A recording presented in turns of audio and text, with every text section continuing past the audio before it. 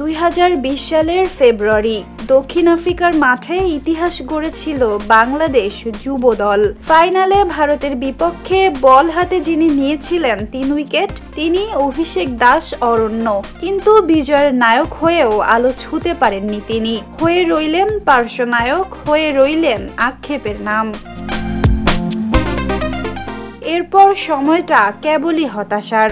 চোটের থাবায় একে একে বন্ধ হয়ে গেল সব দরজা। যুব বিশ্বকাপের ফাইনালের পর প্রায় 5 বছর ধরে তিনি ছিলেন মাঠের বাইরে।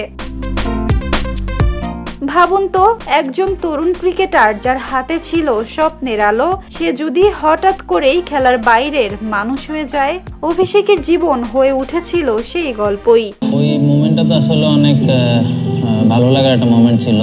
আর ফাইনাল ম্যাচ খেলাটা অনেক ভাগ্যের একটা ব্যাপার, তো সব মিলে ওভারঅল অনেক ভালো ছিল।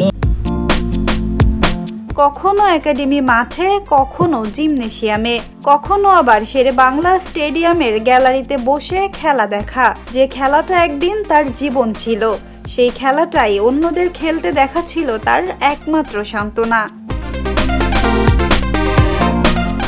বাংলাদেশ ক্রিকেট বোর্ডও তাকে ফিরিয়ে আনার চেষ্টা করেছে। দেশি বিদেশি ডাক্তার, ফিজিও, যতটুকু সম্ভব সবকিছুই করা হয়েছে।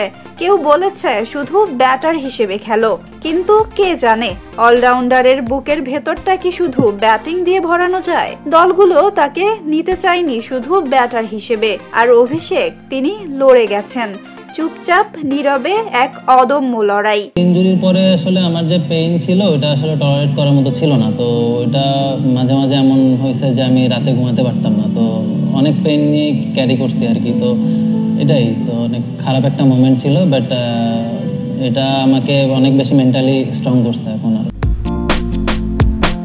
আজ দীর্ঘ 5 বছর পর অবশেষে অভিষেক দাস অরণ্য আবার মাঠে ফিরছেন। খুলনার জার্সি গায়ে চাপিয়ে তিনি খেলবেন NCL T20-তে।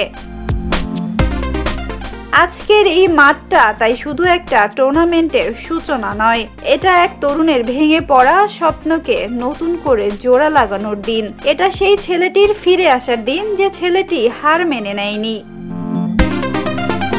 বাংলাদেশ ক্রিকেট বোর্ডও আজ তাকে দিয়েছে বিশেষ সম্মান।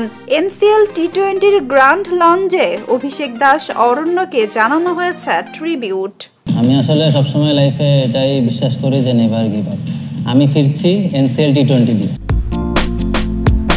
আজকের দিনটা শুধু অভিষেকের নয়, আজকের দিনটা তাদেরও যারা লড়াই করে হার মানতে শেখেনি।